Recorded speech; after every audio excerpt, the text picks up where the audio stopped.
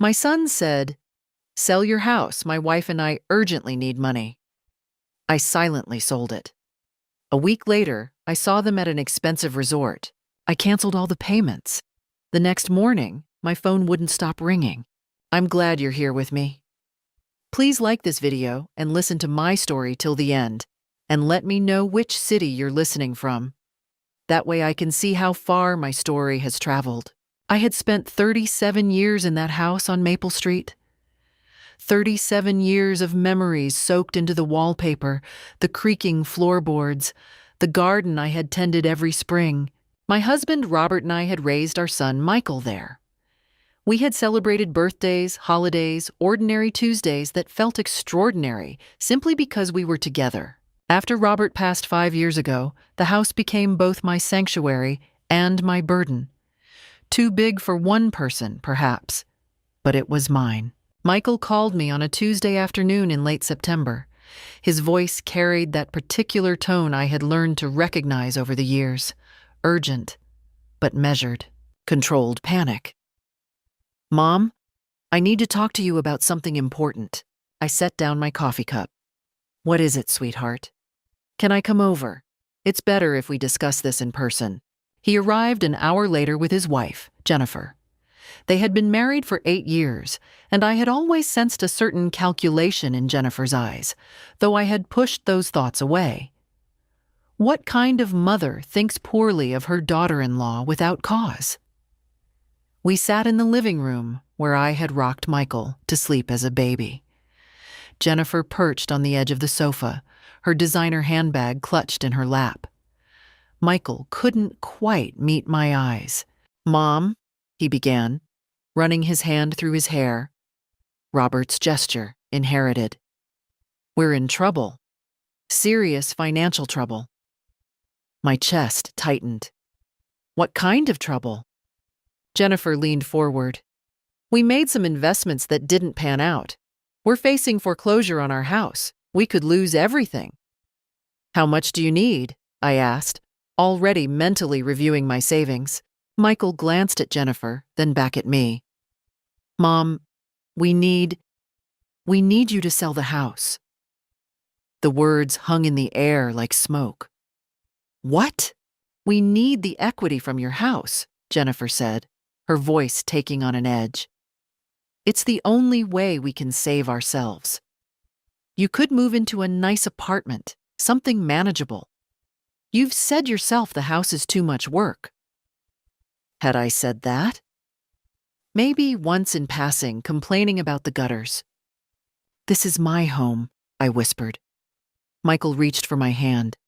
"Mom, please. We're desperate. We could lose everything.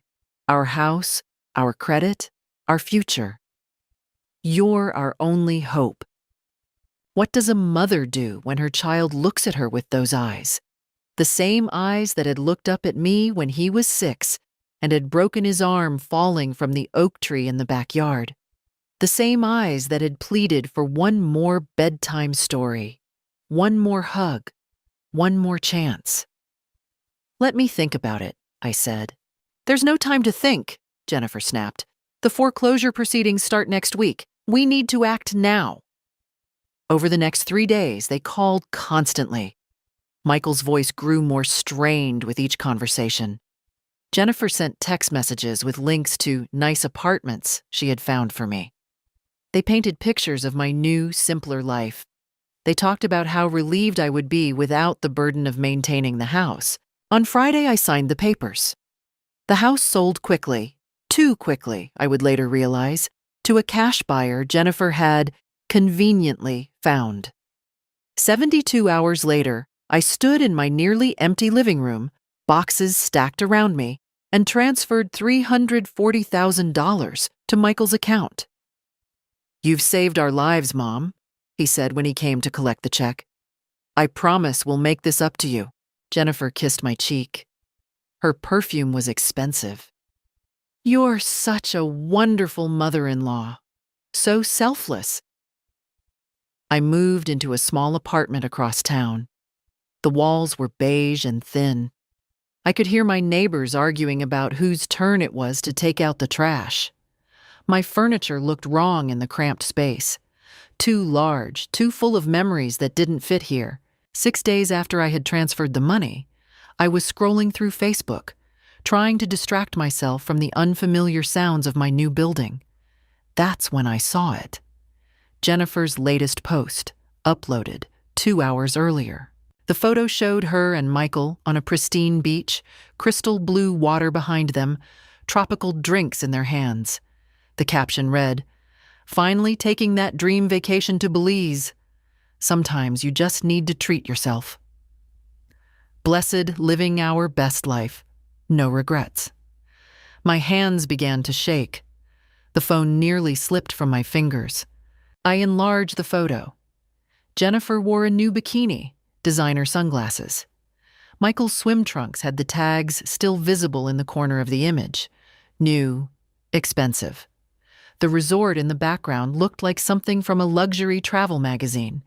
The timestamp showed they had posted from Belize, not from their house they were supposedly losing, not from a lawyer's office trying to stop foreclosure, from a 5-star resort in Central America.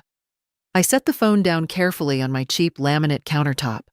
My reflection stared back at me from the dark screen. What had I done? More importantly, what was I going to do about it? I didn't sleep that night. I lay in my new bed, in my new apartment, staring at the ceiling and listening to sounds that weren't the familiar creaks and sighs of my old house. Somewhere above me, someone was walking back and forth. Next door, a television blared infomercials. I had given them everything, not just the money from the house. I had given them my history, my memories, the physical space where I had loved and lost and lived, the garden where I had planted roses the year Robert proposed, the kitchen where I had taught Michael to make his grandmother's chocolate cake, the bedroom where I had held Robert's hand as cancer slowly, cruelly took him from me. I had given them all of it because I was their only hope, except I wasn't. I was just convenient. At 3 a.m., I got up and made coffee. My hands were steadier now. The initial shock had crystallized into something else, something cold and clear. I pulled out my laptop and logged into my bank account. The screen glowed in the darkness of my small living room. My savings account, once comfortable, now showed a modest sum. Enough for maybe 5 years if I was careful, longer if I was lucky. The $340,000 I had transferred was simply gone. Gone to Belize, gone to designer swimsuits and tropical drinks, and a resort that probably cost $800 a night. I opened a new browser window and typed, "How to cancel a wire transfer." The results made my stomach sink. Most articles agreed. Once a wire transfer is complete, it's nearly impossible to reverse. The money had been in Michael's account for 6 days. They had already spent some of it. That much was obvious from the vacation photos. But I kept reading. There were exceptions: fraud, coercion, undue influence on elderly individuals. I was 72 years old. I had signed papers under the belief that my son was facing foreclosure. I had been pressured, rushed, given no time to consult with anyone or to think clearly. Was that fraud? Was that coercion? I didn't know. But I was going to find out. At 9 a.m., after a shower and a second pot of coffee, I called my bank. The representative, a young woman named Amanda, listened to my story with growing concern. "Ma'am, I'm so sorry this happened to you. Let me connect you with our fraud department." The fraud department was less sympathetic. "Unfortunately, Mrs. Patterson, you authorized the transfer. You signed the documentation. Unless you can prove the transfer was made under false pretenses or that you were mentally incompetent at the time." "I wasn't incompetent," I interrupted. "I was lied to." "Then you'll need to pursue legal action. We can flag the transaction and provide documentation for your attorney, but we cannot reverse the transfer." Attorney. The word felt heavy, official, frightening. I had never sued anyone in my life. The thought of suing my own son made me feel physically ill. But what choice did I have? I spent the rest of the morning making calls. I spoke to 3 different law firms. The first 2, upon hearing it, was a family matter, politely suggested mediation. The third attorney, a woman named Sarah Chen, asked me to come in that afternoon. Sarah's office was modest but professional. She was perhaps 50, with sharp eyes and a no-nonsense demeanor. I showed her the Facebook photos, the text messages, the timeline of events. She studied everything carefully. Mrs. Patterson, I'm going to be honest with you. Family law cases involving financial elder abuse are challenging. The burden of proof is on you to demonstrate that you were coerced or defrauded. The fact that you willingly signed documents and authorized the transfer makes this complicated. But they lied to me. There was no foreclosure. Can you prove that? I hadn't thought of that. I don't know. How would I prove something that didn't happen? We'd need to subpoena their financial records, their mortgage statements, any documentation related to their supposed financial crisis. We'd need to demonstrate a pattern of deception, and we'd need to act quickly. Every day they have that money is another day they can spend it or move it. My throat felt tight. What do I do? Sarah leaned forward. First, we file a civil complaint. We request an emergency injunction to freeze their assets pending the outcome of the case. We subpoena their bank records, their credit card statements, their mortgage documents. We build a case that they deliberately defrauded you. How long will this take? Months, possibly longer, and it won't be cheap. My retainer is $5,000. I thought of my diminished savings account. But what else could I do? Let them get away with it? Let them spend my life savings on vacations and luxuries while I lived in a beige box and listened to strangers argue through thin walls?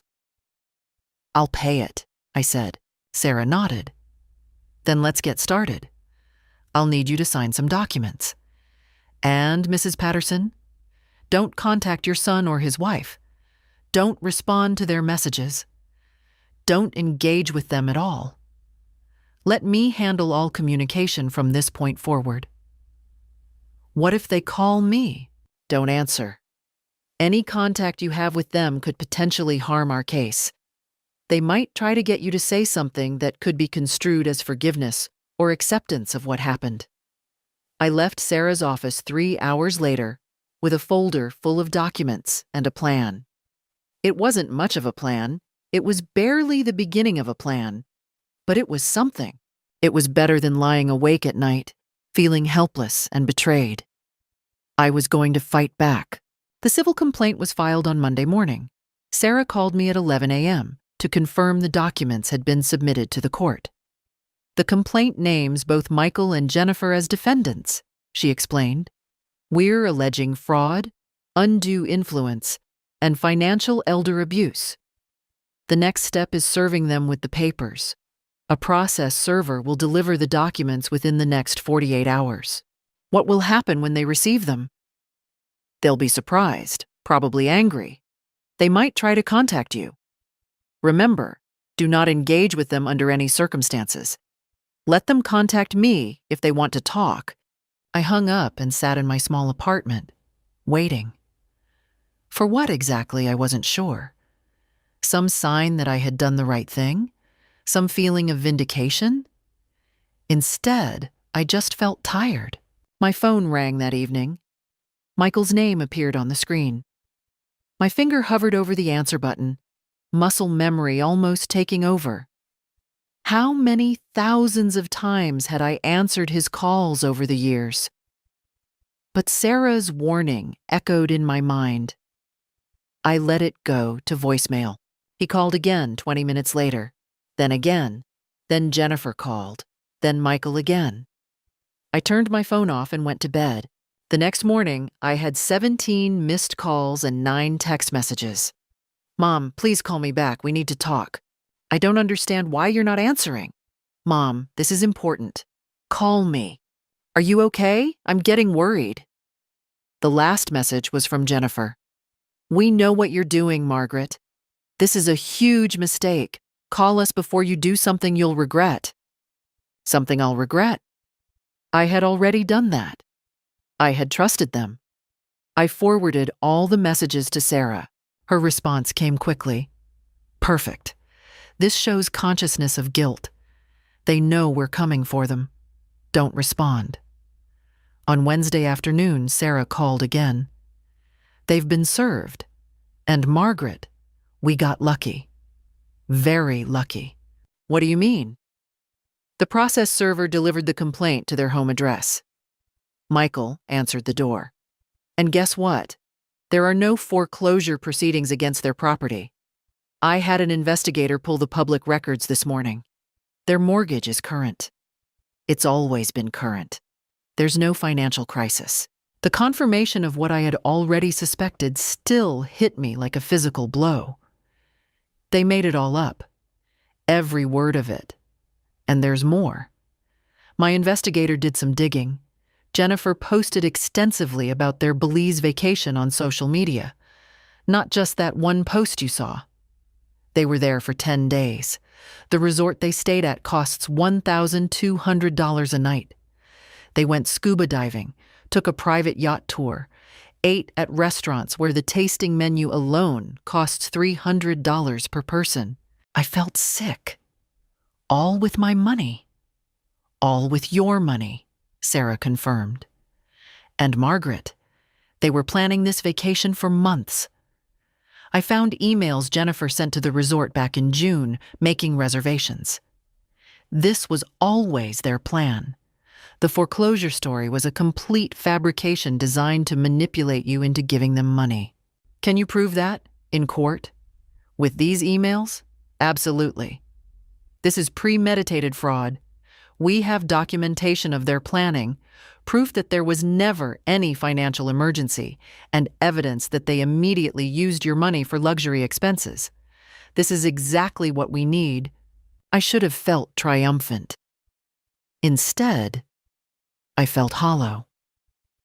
My son had looked me in the eyes and lied to me.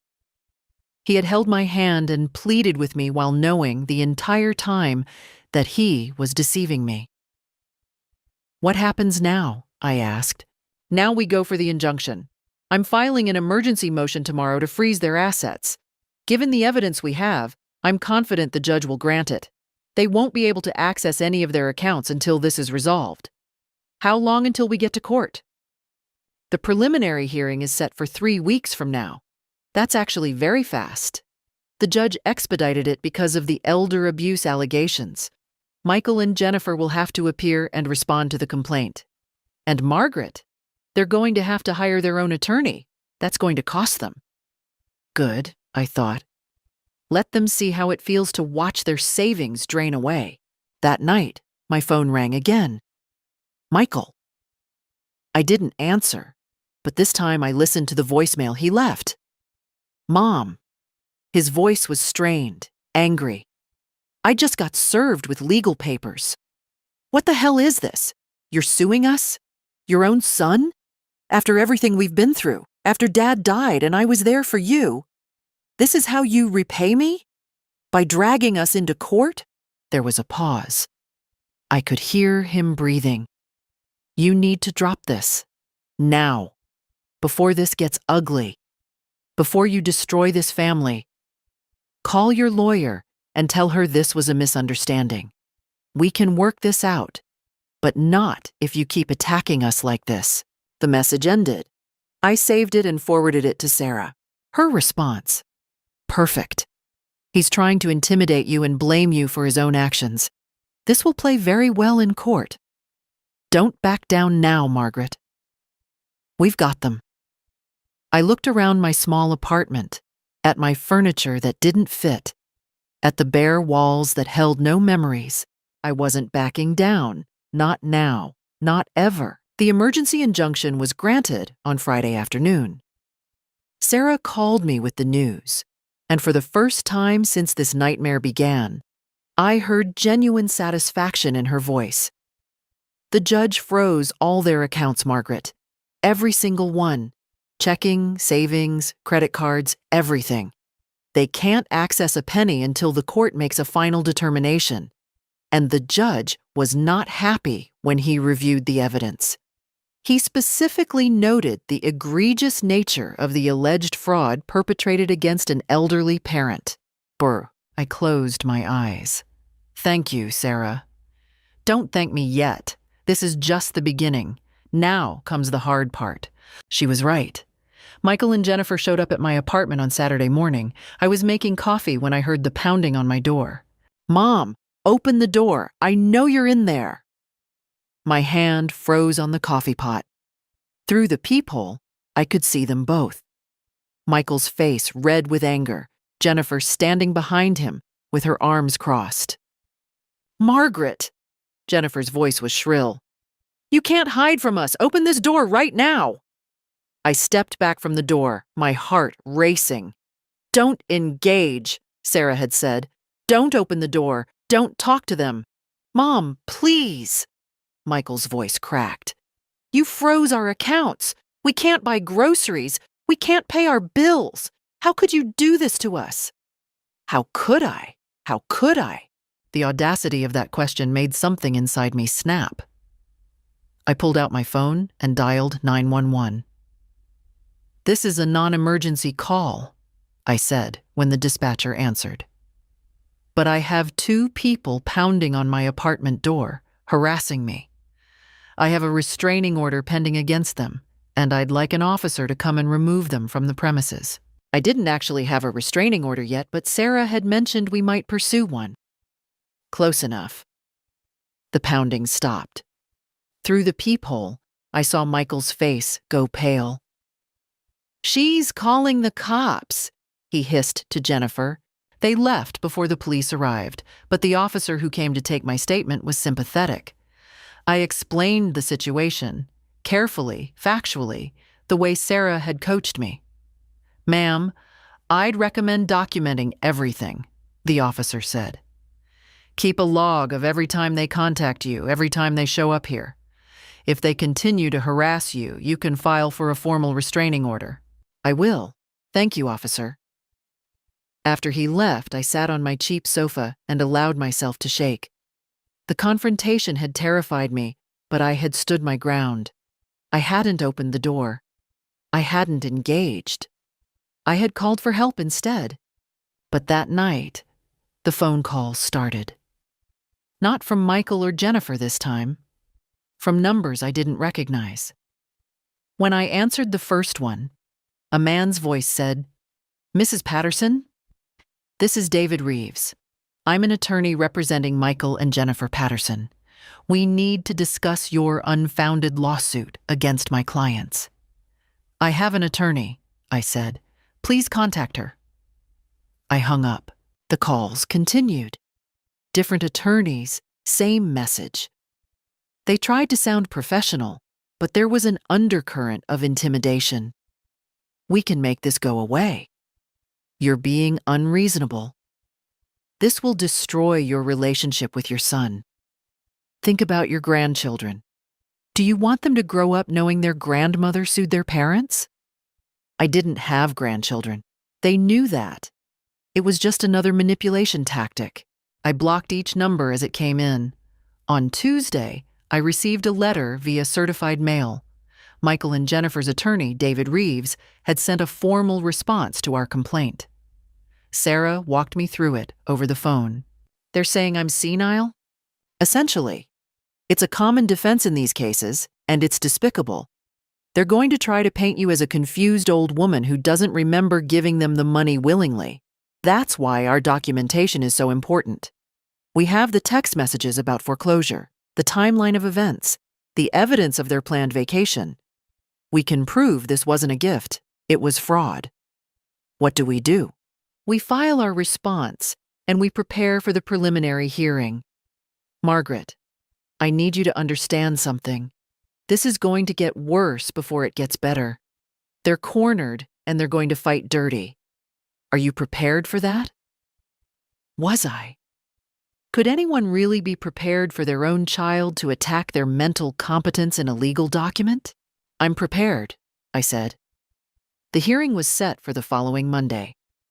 Sarah prepared me extensively: what to wear, how to speak, what questions I might be asked. She warned me that Michael and Jennifer would be there, that I would have to face them in front of a judge. Stay calm, she advised. Don't let them see they've gotten to you. You are the victim here, but you need to project strength, not fragility. We need the judge to see a competent woman who was deliberately defrauded, not a confused elderly person who made a mistake. The weekend before the hearing, I barely left my apartment. I reviewed the timeline of events over and over. I reread the text messages, looked at the Facebook photos, memorized every detail. On Sunday evening, my doorbell rang. I checked the peephole carefully. It wasn't Michael or Jennifer. It was a delivery person with a bouquet of flowers. I opened the door cautiously. The flowers were beautiful, white roses, my favorite. The card read, "Mom, I'm sorry. Please drop the lawsuit. Let's work this out as a family. Love, Michael." I carried the flowers to the trash chute and dropped them down. Manipulation came in many forms, but I was done being manipulated. The morning of the hearing, I woke at 5 a.m. I couldn't eat breakfast. My stomach was in knots. I dressed carefully in the outfit Sarah had suggested: a simple navy dress, modest jewelry, comfortable shoes, professional but not flashy, competent but not threatening. I looked like exactly what I was: a 72-year-old woman who had been betrayed by her family. Sarah met me outside the courthouse at 8:30 a.m. She squeezed my hand briefly. Remember everything we discussed. Answer questions clearly and honestly. Don't let them provoke you. Inside the courtroom, I saw them immediately. Michael wore a suit I hadn't seen before, probably purchased before the accounts were frozen. Jennifer sat beside him in a tasteful dress, her hair perfectly styled. They looked respectable, successful, trustworthy. They looked like concerned children dealing with a difficult parent. When Michael's eyes met mine, he looked away quickly. Jennifer stared at me with undisguised hostility. The hearing lasted 3 hours. The judge, a stern-faced woman in her 60s named Judge Martinez, reviewed the evidence methodically. She asked pointed questions of both sides. "Mr. Patterson," she said at one point, "can you explain to me why you told your mother you were facing foreclosure when county records show no such proceedings against your property?" Michael's attorney jumped in. "Your Honor, my client was speaking about potential foreclosure, not active proceedings. He and his wife were behind on their mortgage payments and feared—" "Were you behind on your payments?" Judge Martinez interrupted, looking directly at Michael. Michael hesitated.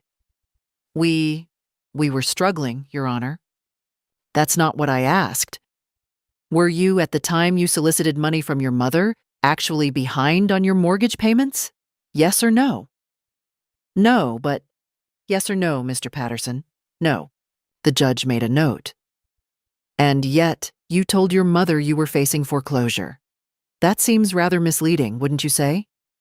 Sarah presented the Facebook photos of the Belize vacation, the email evidence of the long-planned trip, the resort receipts showing extravagant spending.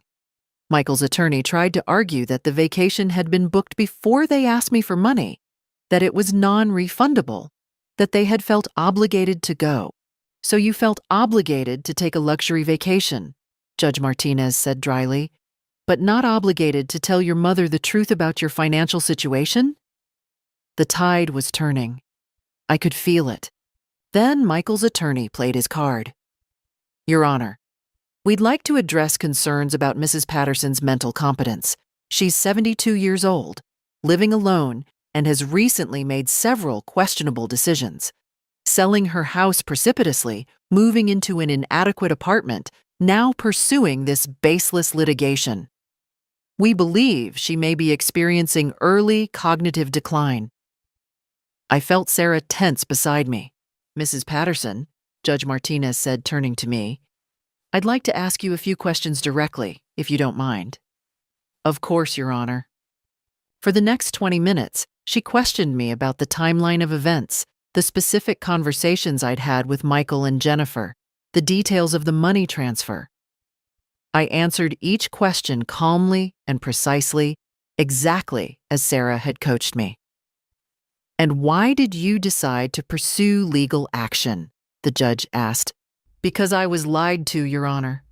I sold my home, my late husband's, and my home, because I believed my son was in crisis. I believed I was saving his family from financial ruin. Instead, they went on vacation. When I realized I had been deceived, I had to take action. Not because I'm confused or senile, but because I'm clear-headed enough to know when I've been defrauded. Judge Martinez studied me for a long moment. Then she looked at Michael and Jennifer. I'm going to keep the asset freeze in place pending a full trial, she said.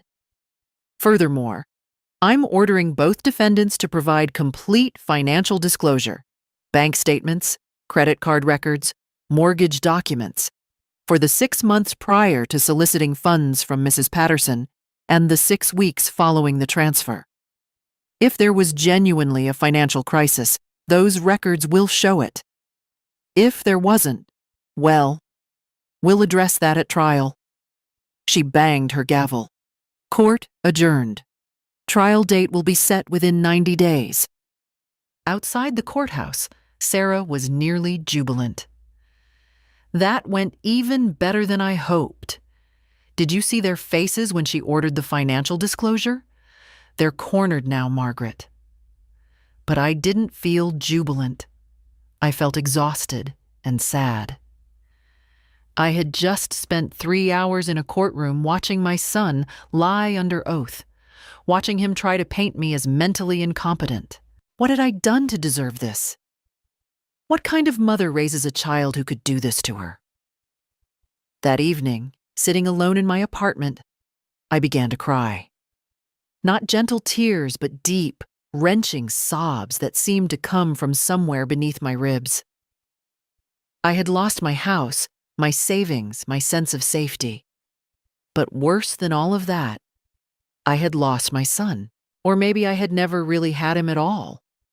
Maybe I had loved an idea of who Michael was, not who he actually was. My phone buzzed, a text message from an unknown number. This is Barbara Hendricks. I'm a friend of your neighbor, Carol. She told me what you're going through with your son. I went through something similar with my daughter 3 years ago. Would you like to meet for coffee? I stared at the message for a long time. Then I typed back, yes, I would like that very much. I met Barbara at a small cafe near my apartment 2 days after the hearing. She was in her late 60s, with kind eyes and silver hair cut in a practical bob. Over coffee and muffins I could barely eat, she told me her story. My daughter convinced me to co-sign a business loan, Barbara said, stirring her coffee slowly. She said it was a sure thing, that she'd pay me back within a year. Instead, the business failed, and I was left holding $80,000 in debt. When I confronted her, she told me I was being selfish, that I didn't support her dreams. What did you do? I hired a lawyer. I sued her. She didn't speak to me for 2 years. Barbara looked at me directly. But you know what? I can sleep at night. I stood up for myself. And eventually, after she had time to grow up a little, she apologized. We have a relationship now, but it's different, more honest. I don't trust her with money anymore, but I can trust her in other ways. Do you regret suing her? Never, not once. She reached across the table and squeezed my hand. You're doing the right thing, Margaret. Don't let anyone convince you otherwise. I also met Carol, my neighbor, who had connected me with Barbara. She brought me casseroles and sat with me in the evenings, watching old movies and not talking about the lawsuit unless I wanted to. She introduced me to two other women in the building, both widows, both lonely. We started having coffee together on Tuesday mornings. For the first time since moving to the apartment, I didn't feel quite so alone. 3 weeks passed. The financial disclosure deadline came and went. Michael's attorney requested an extension, then another. Sarah filed motions to compel compliance. The wheels of justice turned slowly, but they were turning. Then, on a Thursday evening in early November, my doorbell rang. I checked the peephole. Michael stood there, alone this time. His hands were in his pockets, his shoulders slumped. He looked defeated. Against my better judgment, I opened the door, but kept the chain lock engaged. "What do you want, Michael?" "Mom." His voice was soft, broken. "Please, can we talk? Just you and me. No lawyers, no Jennifer. Please." Every maternal instinct I had screamed at me to open the door, to hold him, to fix whatever was broken between us. But I had learned, over these past weeks, to distrust those instincts. "Sarah advised me not to speak with you." "Sarah doesn't know me. Sarah doesn't know our family." He looked up at me, and his eyes were wet. "Mom, I'm sorry. I'm so sorry. I made a terrible mistake. Jennifer." She pushed for this. She planned it, and I went along with it because I'm weak. I know that now, but I never wanted to hurt you. There it was. The oldest play in the book. Blame the wife. Present himself as the victim of her manipulation. "You looked me in the eyes and lied to me," I said quietly. "You told me you were losing your house. You held my hand and cried. That was you, Michael, not Jennifer. You. I know, and I'm sick about it. I can't sleep. I can't eat. I've lost 15 pounds since this started. Mom, please, let's just drop this lawsuit. I'll pay you back. I'll sell the house if I have to. We can work this out as a family." "When will you pay me back?" He hesitated. "It'll take time, but how much time? A year? 5 years? 10? I don't know. However long it takes. And in the meantime, I'm supposed to live in this apartment while you live in your house that you didn't actually need to sell? I'm supposed to pretend you didn't lie to me, steal from me, and then try to have me declared mentally incompetent in court? We were desperate." "No, you weren't." The words came out louder than I intended. "That's the whole point, Michael. You were never desperate. You just wanted the money. You wanted my money, and you were willing to destroy me to get it." His face changed then. The mask of contrition slipped, and I saw something else underneath. Anger, resentment, entitlement. "You know what your problem is, Mom? You're selfish. You've always been selfish. You had this big house, all that money, and you were just sitting on it while Dad's only son struggled. What were you saving it for? You're 72. How much longer are you going to live anyway?" The words hit me like a physical blow. How much longer are you going to live anyway? "Get away from my door," I said, my voice shaking. "Get away, or I'm calling the police. You're making a huge mistake. Drop this lawsuit now, or you'll regret it. We have lawyers too, and they're going to tear you apart in court. They're going to prove you're an incompetent old woman who can't manage her own affairs. They're going to take everything from you." "Everything?" I laughed, a harsh sound. "Michael, you already took everything. There's nothing left for you to take. Goodbye." I closed the door and locked it. My hands were shaking so badly I could barely turn the deadbolt. Behind the door, I heard him breathing heavily, then finally footsteps walking away. I sank onto my sofa and allowed myself to shake, to feel the fear that was coursing through my veins. He had threatened me. My own son had threatened me. But underneath the fear was something else, something harder and colder. Determination. He thought he could intimidate me into dropping the lawsuit. He thought I would crumble, that I would choose peace over justice. He was wrong.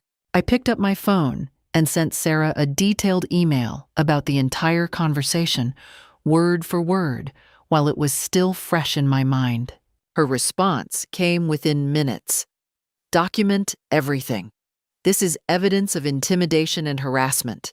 We're filing for a restraining order tomorrow morning. Margaret, you're almost there. Don't give up now. I wasn't giving up. Not now, not ever. The trial began on a gray Monday morning in late November. I had spent the weekend preparing with Sarah, reviewing documents, practicing testimony. I barely slept, but I wasn't nervous anymore. I was ready. The courtroom was smaller than I expected, more intimate. Judge Martinez presided, her expression unreadable. Michael and Jennifer sat at the defense table with their attorney, David Reeves. They didn't look at me when I entered. Sarah began our case methodically, building the timeline of deception piece by piece. She called me to the stand first. Mrs. Patterson, can you tell the court in your own words what happened in September? I spoke clearly, calmly. I described the phone call, the urgent meeting, the story about foreclosure. I described how quickly everything moved, how I was given no time to think or consult anyone. I described signing the papers, transferring the money, moving into my apartment. And when did you first realize you had been deceived?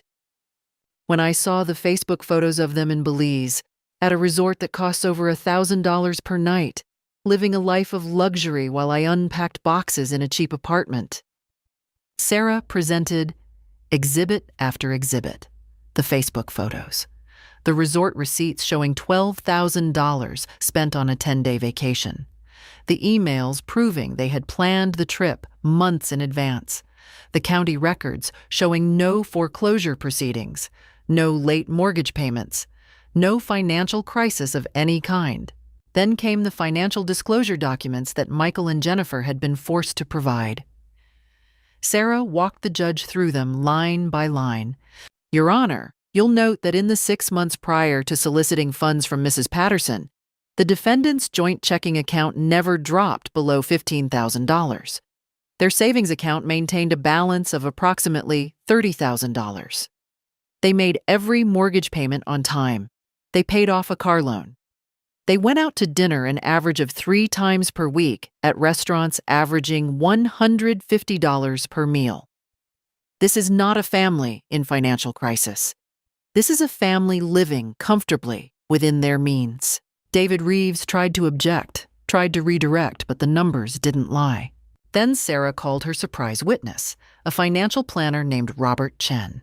Mr. Chen, did you meet with the defendants in July of this year?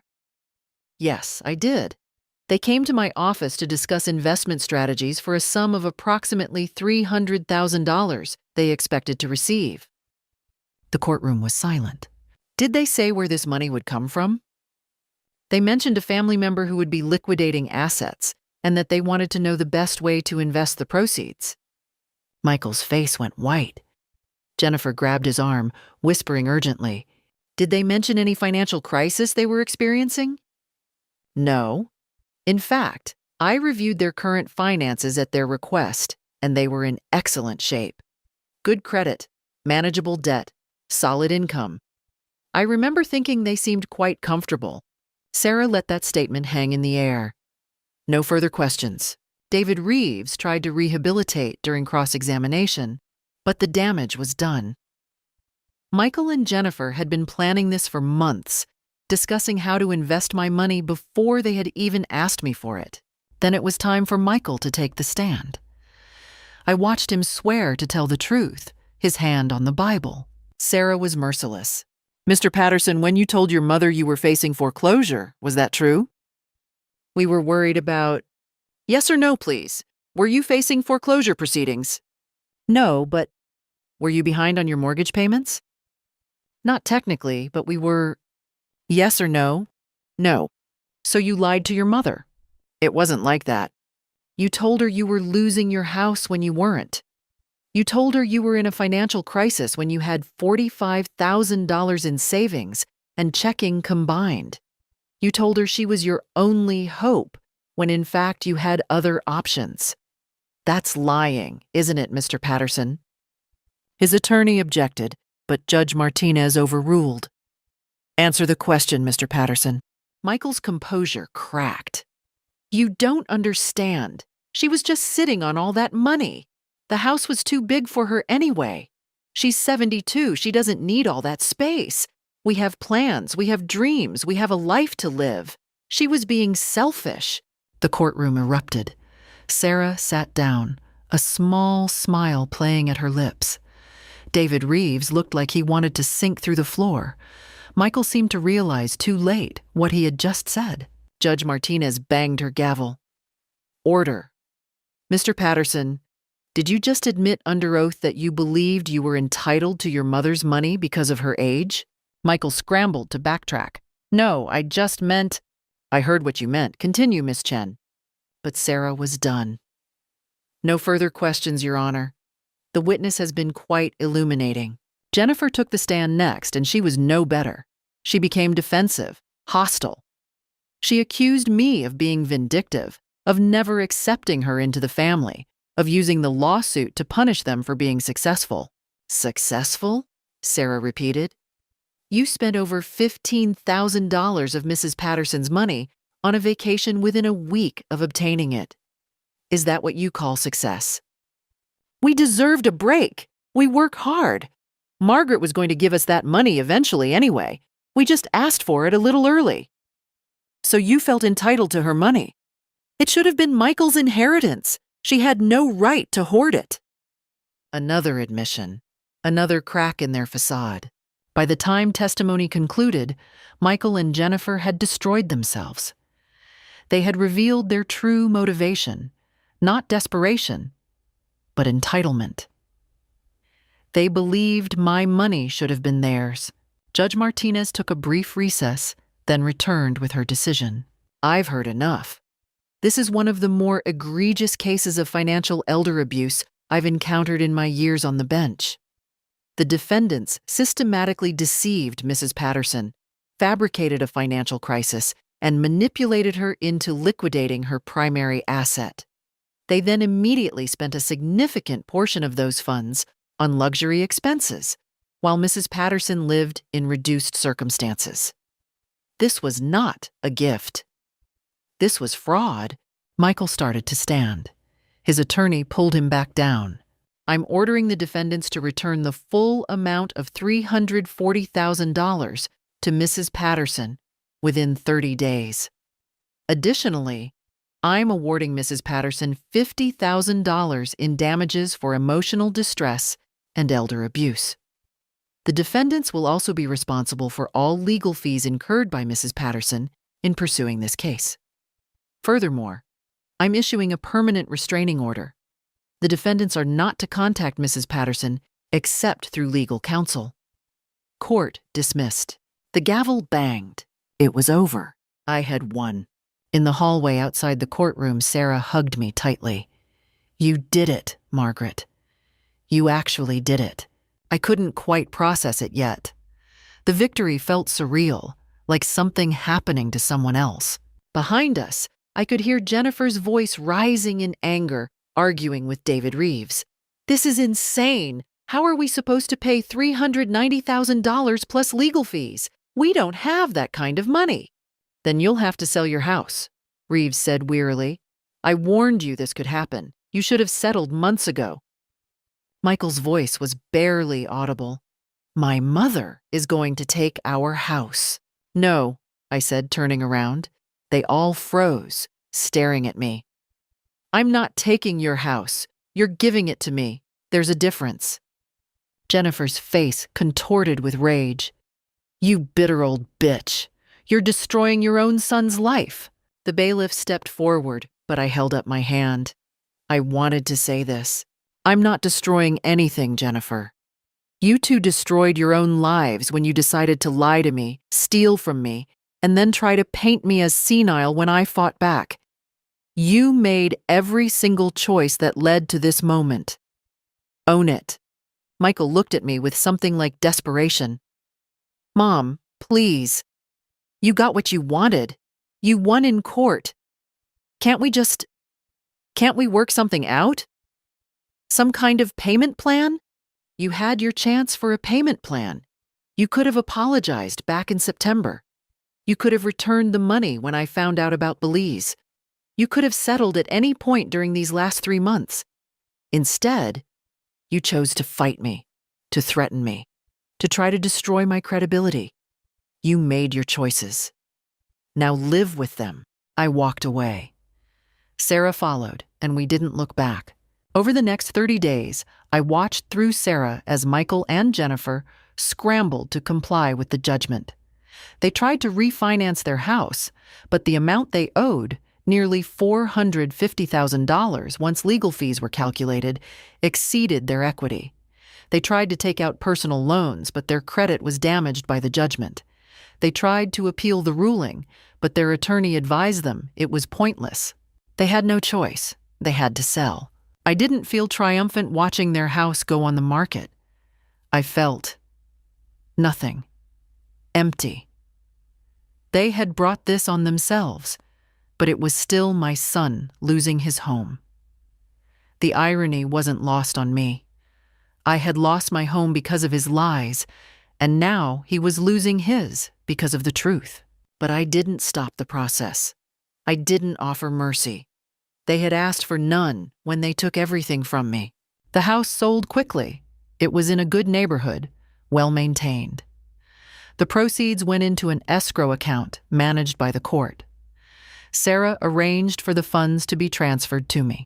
On a cold morning in late December, I checked my bank account and saw the numbers had changed. $340,000 plus $50,000 in damages, plus $64,000 in legal fees. My money returned, and then some. Sarah called that afternoon. It's done, Margaret. You're whole again, more than whole. What happens to them now? They're renting an apartment, not unlike yours, actually. David Reeves mentioned they're both looking for second jobs to cover their expenses. Jennifer's parents aren't speaking to them. Apparently, they took out a loan to help with legal fees that Michael and Jennifer now can't repay. And Michael? Sarah hesitated. He's not doing well, from what I hear. The judgment is public record, so his friends know what happened. His employer knows. Everyone knows he defrauded his elderly mother. That kind of thing follows you. Good, I thought. Then immediately felt guilty for thinking it. But only a little guilty. I spent the next week looking at houses. Not in my old neighborhood. I didn't want to live with those ghosts anymore. But in a nice area with good neighbors, close to Barbara and the new friends I had made. I found a charming 2-bedroom cottage with a small garden. It wasn't as large as my old house, but it was perfect for me. Room for guests if I wanted them. Space to breathe. A yard where I could plant roses again. I paid cash. No mortgage. No debt. Just mine, free and clear. On moving day, Barbara, Carol, and several other friends from the building helped me pack and transport my furniture. We filled the cottage with laughter and boxes and hope. This is a good fresh start, Barbara said, surveying my new living room. You deserve this, Margaret. You fought for it. That night, I sat in my new home, in my comfortable chair, drinking tea and looking out at my garden. My phone was silent. No calls from Michael. No texts. No desperate pleas or angry threats. The restraining order held. He wasn't allowed to contact me. Part of me waited to feel sad about that. But mostly, I felt relief. I had my life back, my money back, my dignity back. And I had learned something valuable. Love is not the same as letting yourself be destroyed. Protecting yourself is not the same as being cruel. Sometimes the most loving thing you can do is refuse to be a victim. Even when the predator is your own child. Spring came to my new cottage like a gift I hadn't known I was waiting for. In March, I planted roses along the fence. deep red ones like Robert had once given me, soft pink ones that reminded me of my old garden. But these were new roses, in new soil, and they were mine alone. Barbara came over most Tuesdays. We drank coffee in my sunny kitchen and talked about everything except Michael and Jennifer. She taught me to use my smartphone, showed me how to video chat with her daughter in Portland. Once a month, Carol hosted book club at my house. 6 women from the neighborhood bringing wine, opinions, and laughter. They knew my story from the news, but they didn't treat me like a victim. They treated me like a survivor. That summer, I traveled. Small trips at first. A week in Seattle visiting an old college friend. A long weekend in Charleston. In August, I did something wild. I booked a cruise to Alaska with Barbara. We saw glaciers, whales, and vast wilderness that made human problems feel small and temporary. I wasn't just surviving, I was living. My financial advisor, Linda, helped me invest the settlement wisely. "You have enough to be comfortable for the rest of your life," she said. "You earned it." And I had, once by saving it, and again by fighting to get it back. In September, Carol called me over to show me a Facebook post. Jennifer had created a GoFundMe, help Mike and Jen get back on their feet. They blamed a devastating legal battle and asked for $50,000. They'd raised $340. "They're still playing the victim," I said. I heard bits and pieces after that. Lost jobs, ruined credit, a small apartment. And I felt nothing. Just the calm neutrality of someone watching strangers live with their choices.